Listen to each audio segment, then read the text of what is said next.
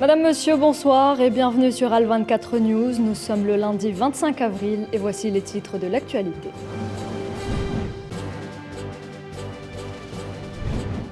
En France, Emmanuel Macron réélu pour un second quinquennat avec 58,54% des suffrages. Plusieurs défis l'attendent pour ce nouveau mandat.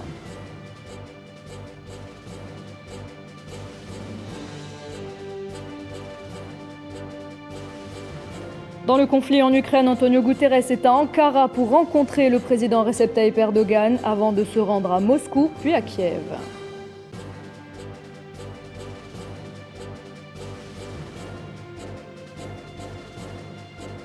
En Tunisie, Rached El Ghannouchi entretient le bras de fer l'opposant au président Kais Saied.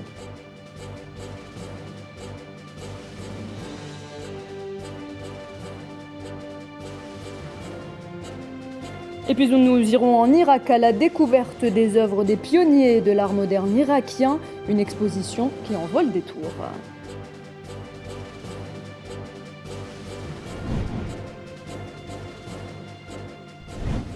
Nous le disions à l'instant, Emmanuel Macron a été réélu président en France pour un second mandat de 5 ans. Le président français a obtenu 58,54% des suffrages face à Marine Le Pen, candidate du Rassemblement national. Alors quels sont les défis qui l'attendent pour ce nouveau mandat? Élément de réponse avec Kheldin Batache.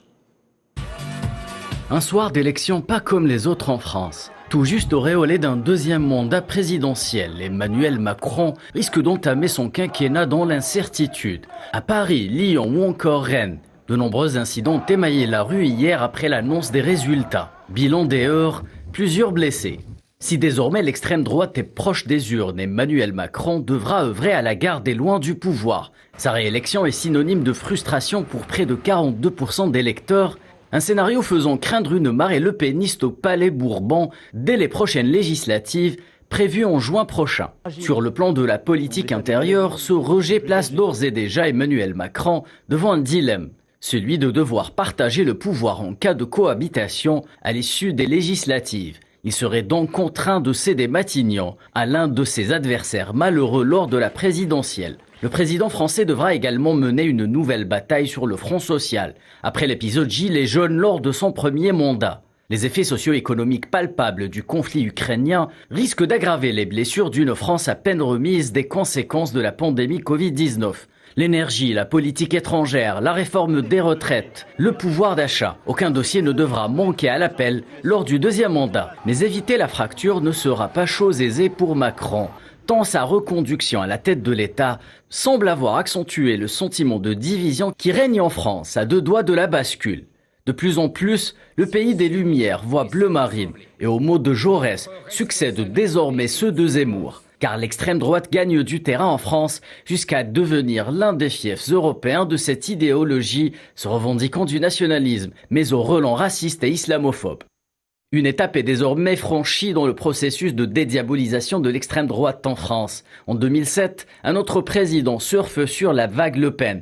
Nicolas Sarkozy, alors ministre de l'Intérieur, mise sur un durcissement de son discours envers les Français d'origine étrangère afin de séduire l'électorat de la droite dure. Une stratégie payante.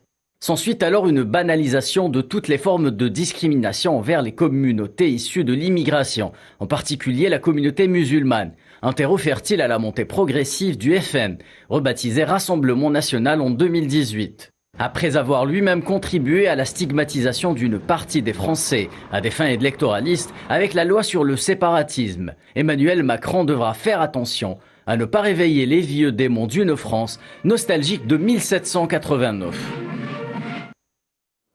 Et pour revenir justement sur cette élection et sur la victoire d'Emmanuel Macron, nous avons avec nous M. Éric Coquerel. Bonsoir.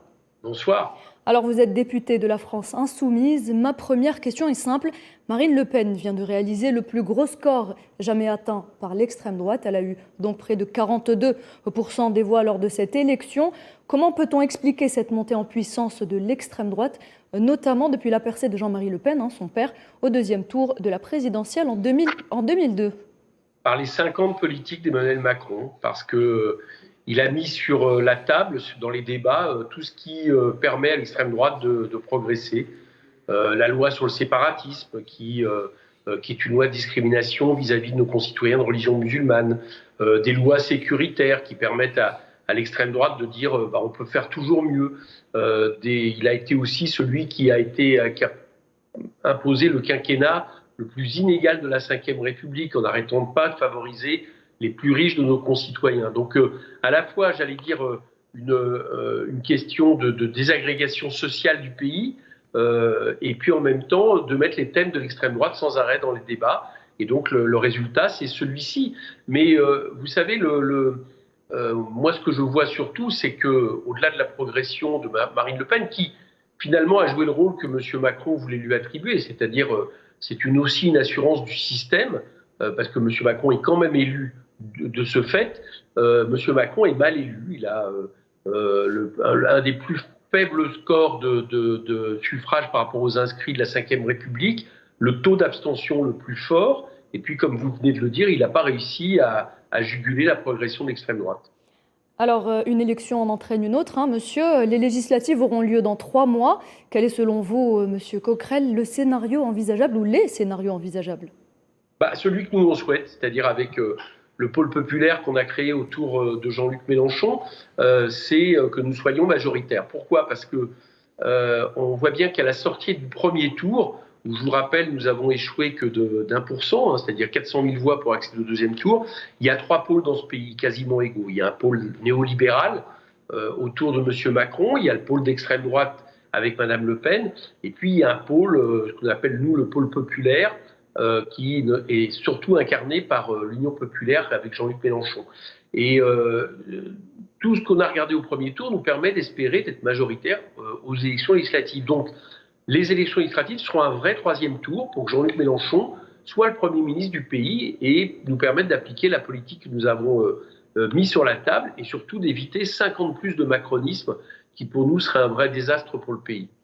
Merci beaucoup, monsieur Éric Coquerel. Je rappelle que vous êtes député de la France Insoumise. Merci beaucoup. Merci. Et plusieurs dirigeants ont salué la reconduction d'Emmanuel Macron pour 5 années de plus à l'Élysée. Et parmi eux, il y a le président algérien Abdelmadjid Tebboune. Il qualifie cette réélection de brillante. Il adresse également une invitation officielle à Emmanuel Macron pour l'accueillir en Algérie.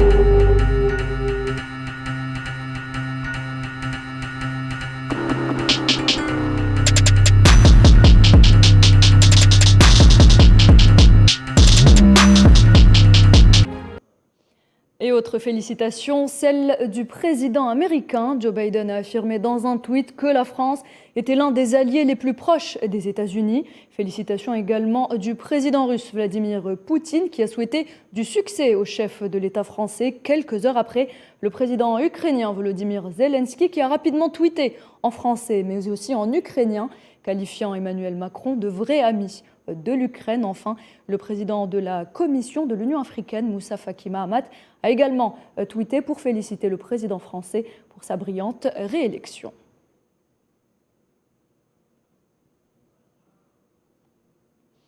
Tout autre chose, au Royaume-Uni, la polémique enfle autour du Premier ministre Boris Johnson. Il risque sérieusement de voir son mandat écourté à cause du Partygate.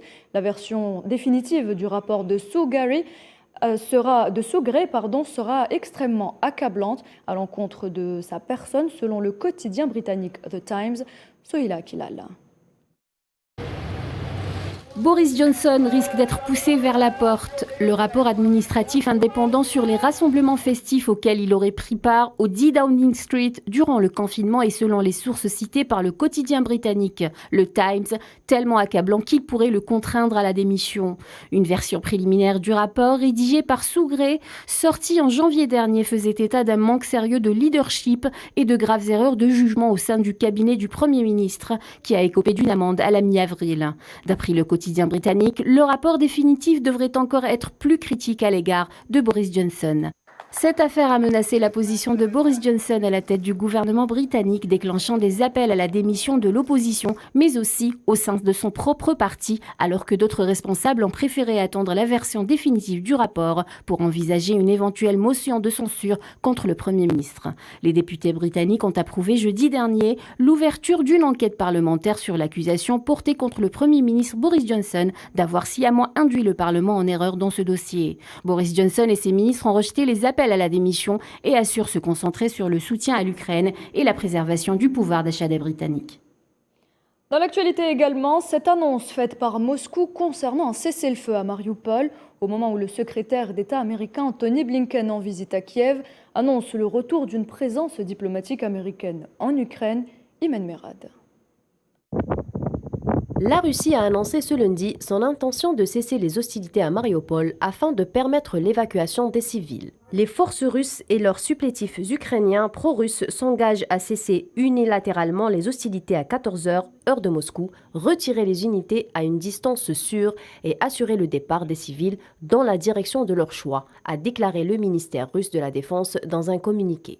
Le ministère a également précisé que les catégories de personnes autorisées à quitter le territoire sont les femmes, les enfants et le personnel de l'usine. Si des civils se trouvent toujours dans l'usine métallurgique, alors nous exigeons expressément des autorités de Kiev qu'elles donnent au commandement des formations nationalistes ukrainiennes l'ordre de les relâcher, a ajouté le ministère russe. Alors que Moscou annonce un cessez-le-feu dans le complexe Azovastol de Mariupol, Kiev de son côté dément cet accord. Je déclare officiellement et publiquement que malheureusement, il n'y a aucun accord concernant un couloir humanitaire depuis Azovastol aujourd'hui, a écrit sur Telegram la vice-première ministre ukrainienne Irina Vereshtoshchuk peu après l'annonce par la Russie.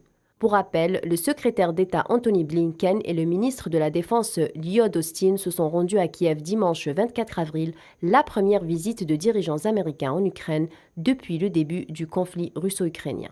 Lors de cette visite, les deux ministres ont exprimé leur totale solidarité avec le président ukrainien Volodymyr Zelensky. Au cours de leurs échanges, les deux responsables ont annoncé le retour progressif d'une présence diplomatique américaine en Ukraine et une aide militaire supplémentaire directe et indirecte de plus de 700 millions de dollars, un peu plus de 650 millions d'euros. Et pour discuter du conflit russo-ukrainien, le secrétaire général des Nations Unies est arrivé aujourd'hui à Ankara, en Turquie, où il s'est entretenu avec le président Recep Tayyip Erdogan. Antonio Guterres se rendra ensuite à Moscou, puis à Kiev pour tenter d'apaiser les tensions entre les deux parties. La question palestinienne au menu aujourd'hui d'un débat au Conseil de sécurité des Nations Unies. Une réunion qui intervient dans un contexte marqué, vous le savez, par les agressions sionistes contre les Palestiniens et la mosquée Al-Aqsa durant ce mois sacré du Ramadan.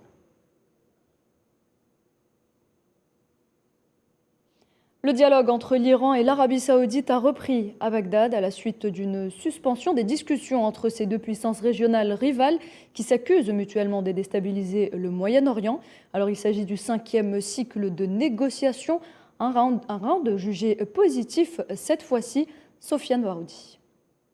Le 5e round des pourparlers entre l'Iran et l'Arabie saoudite a été qualifié par les deux parties de positif et ouvrant des horizons très constructifs. Cette rencontre est une étape préparatoire à la relance de relations diplomatiques naturelles à travers une réunion au niveau des ministres des Affaires étrangères de Riyad et de Téhéran, annoncée pour bientôt. Bagdad a été au centre du processus de négociation entre les deux poids lourds du Golfe arabo-persique. L'Irak a assumé courageusement la responsabilité de la médiation et de la conciliation. Pour rappel, plusieurs dossiers chauds ont opposé Riyad et Téhéran, à l'instar du conflit au Yémen, qui célèbre enfin une trêve respectée par les deux parties après 7 ans de combat. Ce qui donne de l'espoir pour une paix durable dans ce pays meurtri par la guerre. D'autres problématiques géopolitiques ont longtemps semé la discorde entre les deux puissances régionales, à l'exemple de la situation en Irak, de celle en Syrie ou encore à Bahreïn. Mais le temps est au pragmatisme, au vu de la conjoncture internationale bouleversée par le conflit de haute intensité en Europe et à la crise économique mondiale qui ont probablement été des facteurs d'incitation à l'accélération du processus de dialogue.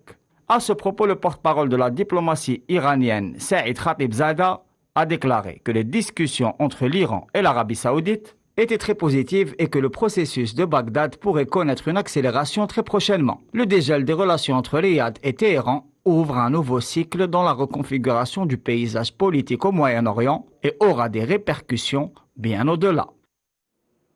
Ce drame au Nigeria, une explosion dans une raffinerie clandestine a fait au moins 110 morts dans la région pétrolière du delta du Niger, une région déjà dévastée par des décennies de vandalisme et d'exploitation illégale d'hydrocarbures.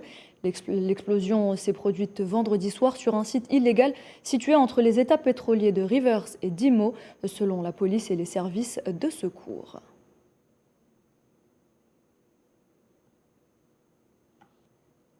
Et le Burkina Faso aussi pleure ses morts. 2 attaques ayant visé les détachements militaires de Gaskindé et de Pobé Mengao dans le Sahel burkinabé ont fait hier dimanche 15 morts, dont 9 soldats. La situation dans ces localités est actuellement sous contrôle et des opérations de sécurisation sont toujours en cours.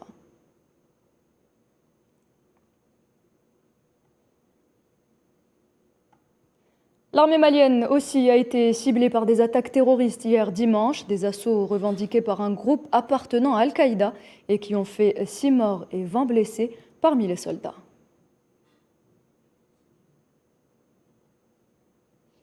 Direction la République démocratique du Congo, les combats ont repris entre l'armée congolaise et le mouvement du 23 mars au premier jour des consultations du gouvernement de Kinshasa avec des groupes rebelles congolais à Nairobi.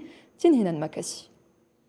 Le conclave des chefs d'État de la communauté d'Afrique de l'Est a commencé jeudi dernier à Nairobi. Cette première rencontre du genre des membres de l'organisation sera consacrée à la sécurité dans la région, plus particulièrement en République démocratique du Congo, où le M23 refait surface et tend à mettre à mal une paix déjà fragile. Pour rappel, depuis vendredi 22 avril, la République démocratique du Congo est le 7e pays de l'organisation. Conclave qui prévoit également des consultations entre le gouvernement de Kinshasa et les groupes armés. Sauf que les choses ne se passent pas comme prévu. Des combats ont éclaté samedi dernier entre l'armée congolaise et le M23, coïncidant avec le premier jour des consultations en faveur d'une paix durable. En effet, après plus de 10 ans d'inactivité ou presque, le M23, mouvement rebelle né après la guerre du Kivu, refait surface. Depuis mars, il multiplie les attaques, notamment celle du 28 mars visant les forces armées de la République démocratique du Congo. Cela dit, les consultations de Nairobi ne font pas l'unanimité. En République démocratique du Congo, certains membres de l'opposition refusent toute forme de négociation avec le M23. Et d'autres membres d'autres groupes armés, à l'instar du Maïmaï Kifu Afua, déplorent de ne pas être invités à la dite consultation. Le Premier ministre marocain Aziz Akanouch fait l'objet de vives critiques en raison de la hausse des prix du carburant. Akanouch est accusé de conflit d'intérêts en raison de sa double casquette de dirigeant politique, mais aussi d'actionnaire principal d'Africa, leader sur le marché local des hydrocarbures. Et on reste dans la région pour évoquer le bras de fer qui oppose le président tunisien Kais Saïed au chef du mouvement Nahda et président du Parlement dissous Rached Ghannouchi, notamment en raison de la dissolution de l'instance supérieure indépendante pour les élections, Leïla Gertal.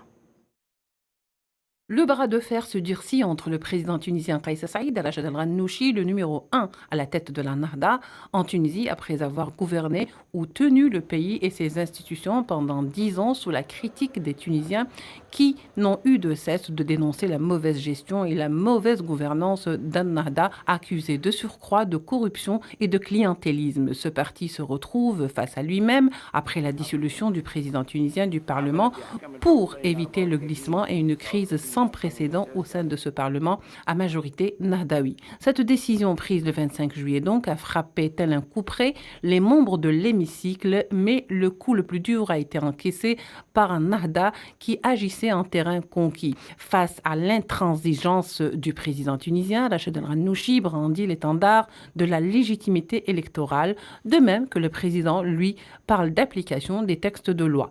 Ghannouchi semble avoir du mal à avaler le camouflet du 25 juillet dernier. Les Tunisiens, dit-il, doivent refuser la destruction de leur acquis, parlant de son parti, mais Ghannouchi, qui voit d'un seul œil, a probablement omis de dire que son parti est impliqué dans des affaires de corruption, mais également de détournement de fonds publics. Lui qui a longtemps cru que l'avenir de la Tunisie ne pouvait s'écrire sans lui, comme l'a cru son prédécesseur, Zine El Abidine Ben Ali.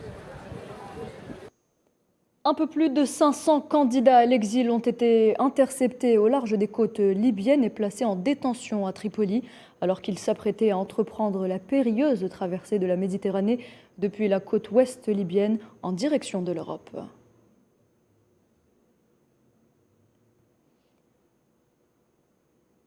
Et parlons à présent de la situation sanitaire en Chine. Le Covid-19 ne cesse de faire des victimes, notamment à Shanghai, et ce en dépit des sévères restrictions imposées par le gouvernement. Plus d'un demi-million de cas de contamination ont été recensés depuis le début du mois d'avril, avec 39 décès pour la seule journée d'hier. Nariman Zekar. Shanghai est frappé de plein fouet par la plus violente vague de Covid depuis son apparition en 2019. Les 25 millions d'habitants de la capitale économique de la Chine sont depuis plus de 3 semaines enfermés chez eux et pourtant, le variant Omicron continue de ravager la ville. Dès mars dernier, le bilan ne cesse de s'alourdir. Il s'élève à 87 décès, dont 39 ces dernières 24 heures. Un lourd tribut pour le géant asiatique. Alors qu'il cherche à être en phase avec sa stratégie zéro Covid, la Chine semble en peine à gérer la situation. Shanghai totalise depuis le début du mois de mars près d'1 demi-million de cas recensés. Les données épidémiques publiées ces derniers jours montrent que la situation actuelle à Shanghai reste difficile et complexe. Le nombre de nouvelles infections confirmées, qui se trouvent principalement dans les zones de gestion fermées, les zones de contrôle restrictif et les sites de quarantaine centralisés, est important et fluctue toujours à un niveau élevé. La quasi-totalité des Shanghaïens sont confinés chez eux, l'approvisionnement en nourriture et l'accès aux soins sont particulièrement difficiles. Le confinement très strict appliqué par les autorités chinoises suscite de plus en plus la colère de la population. La politique de séparation des enfants positifs au virus de leurs parents exacerbe la situation. D'autant plus que de nombreuses entrées d'immeubles ont été scellées afin d'empêcher quiconque d'entrer ou de sortir. Dans le reste de la ville, les infrastructures sanitaires sont débordées. Des halls d'exposition, des stades sont donc transformés en centres d'isolement pour les malades et pour les cas contacts. À plus d'1 millier de kilomètres, la capitale Pékin fait part de 22 cas enregistrés et avertit qu'une action urgente s'imposait pour stopper la contagion, révélant que le virus a dû se propager de manière invisible ces derniers jours. En Algérie, ouverture aujourd'hui de l'expo-vente de la femme et de la famille productrice au siège du ministère des Affaires étrangères. L'occasion pour Ramtan Lamamra, ministre algérien des Affaires étrangères, de revenir sur le rôle important de la femme algérienne dans la société. Aujourd'hui, l'autonomisation des femmes est devenue un élément essentiel du programme des Nations Unies, reflétant véritablement la réalité de la situation économique en Algérie.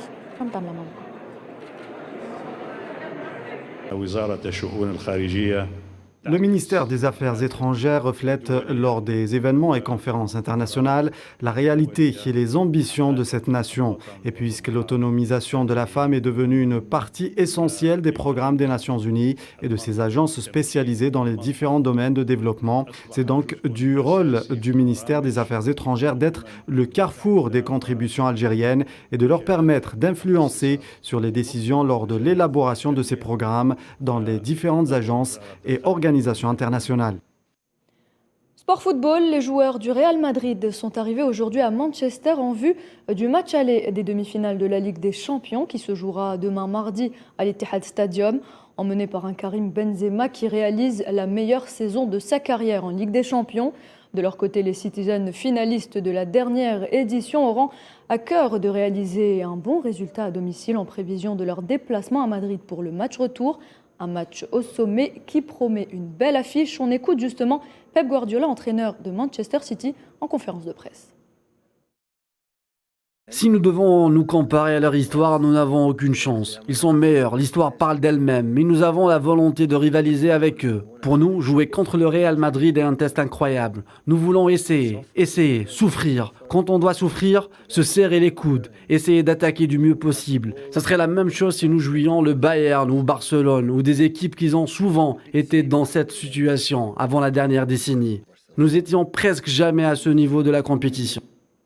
Et l'entraîneur du Real Madrid, Carlos Ancelotti, est actuellement en conférence de presse. En tennis, Carlos Alcaraz sur les traces de Rafael Nadal.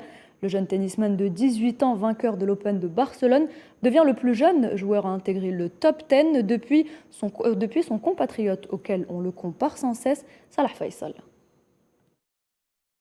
Le tennis espagnol au sommet. Lundi 25 avril, une date inoubliable pour le tennisman Carlos Alcaraz, qui vient d'être annoncé dans le top 10, 9e du classement ATP à seulement 18 ans. La révélation de la saison est devenu le plus jeune joueur à intégrer le top 10 depuis Rafael Nadal en 2005. L'Espagnol Carlos Alcaraz était vainqueur dimanche du tournoi de Barcelone face à un autre Espagnol, Pablo Carreño, en 2-7, 6-3, 6-2. Carlos Alcaraz n'a pas perdu que 2 points sur son service dans le premier set. Il n'a pas laissé son adversaire respirer, malgré que la demi-finale du jeune n'a pas été facile. 3h43 minutes remportée en 3-7, 6-7, 7-6, 6-4 face à Alex de Minaur. La légende espagnole Rafael Nadal, 4e au nouveau classement mondial, a réagi très vite au succès de son compatriote en lui envoyant un message sur Twitter, tandis que Pablo Carreño est 18e au nouveau classement. Tournoi de Belgrade, Djokovic était à la maison, mais le Russe Andrei Rublev, 8e au classement, a remporté dimanche la finale face au Serbe en 3-7, 6-2, 6-7, 6-0 en 2h26 minutes. Devant son public, Novak semblait faible physiquement. Dans le cours, il a carrément laissé filer la 3e manche, 6-0. C'est la première fois que Rublev domine au classement mondial. Novak Djokovic est toujours en tête, son dauphin, le Russe Daniil Medvedev, toujours blessé. Y aura-t-il des surprises pour les Open à venir? Et on termine avec une exposition qui en vaut le détour. Le ministère de la Culture irakien vous propose de découvrir les œuvres des pionniers de l'art moderne irakien, des œuvres restituées, restaurées et présentées au grand public 2 décennies après avoir été pillées. Amira Bedja nous en parle. Des sculptures et des peintures des grands maîtres de l'art moderne irakien datant des années 60, 50 ou encore 40 ont été retrouvées en Suisse, aux États-Unis ou encore au Qatar. Les amateurs de l'art redécouvrent l'art moderne irakien à travers une centaine d'œuvres. Après 2003, des œuvres d'art ont été volées de musées. Elles appartenaient à 7000 artistes du premier plan. Aujourd'hui, 2300 œuvres d'art ont été récupérées. Nous travaillons à la réhabilitation d'autres salles pour accueillir un groupe d'œuvres de la collection du Musée national d'art moderne après leur restauration. Des paysages verdoyants, des portraits de paysans, mais aussi des sculptures. Une centaine de ces œuvres avaient disparu en 2003, avec des milliers de pièces volées dans des musées et institutions irakiennes. Des pionniers de l'art plastique irakien, à l'instar de Jawed Salim et Fayez Hassan, reviennent avec leurs œuvres pour faire revivre le monde artistique irakien, particulièrement la cité de Bagdad, ville de poètes, de peintres et autres artistes de tout poil. Et l'on arrive à la fin de cette édition. Merci à vous de l'avoir suivi. Tout de suite, la météo avec Amel Améziane Zitouni. Très bonne suite des programmes sur Al24 News.